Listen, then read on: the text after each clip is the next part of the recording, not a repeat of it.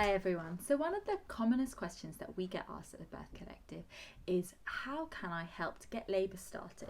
So it's completely natural, when you pass your due dates to start to feel like you really want everything to get moving. The truth is, the old adage is true, that the baby will come when the baby's ready. However, there is a time when your body has started to make some of the changes that is associated with labour. The cervix has started to soften up and maybe dilate, and that's when some of the extra techniques can help to kind of turn that switch from just kind of being at the end of pregnancy into active labour. So yes, there are some things that will make a difference if your body has already started the process. So I'm going to go through those. So the first thing is staying active. This is super important anyway in pregnancy, but even more so if you want to get labour moving.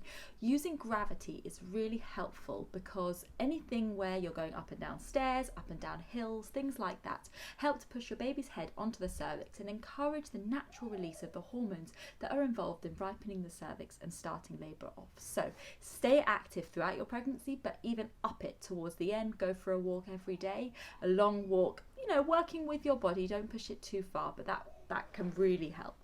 Even if you're going for an induction of labour, staying active in that early stages of labour is going to be what's going to make the difference to get those contractions to start to be regular as opposed to spacing out again. So whether you're at home or in hospital, staying active throughout really helps.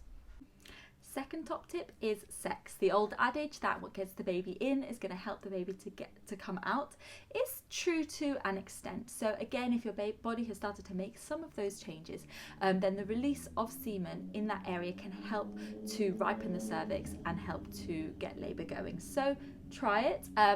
But the other side of it is sex unsafe earlier in pregnancy? And no, this is only really if your body has started to prepare for labour. So we would say that sex is safe throughout pregnancy, but is a good idea towards the end.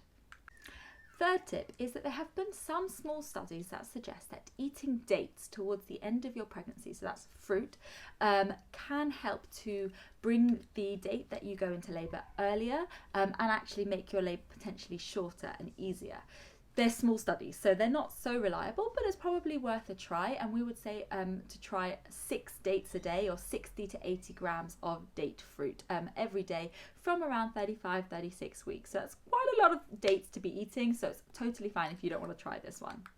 The fourth tip is to think about acupuncture. It's difficult at the time of recording. We're still in the midst of lockdown, so it might not be easy to get acupuncture, but generally acupuncture is something that you can use towards the end of pregnancy to help hopefully bring that date you go into labour slightly earlier.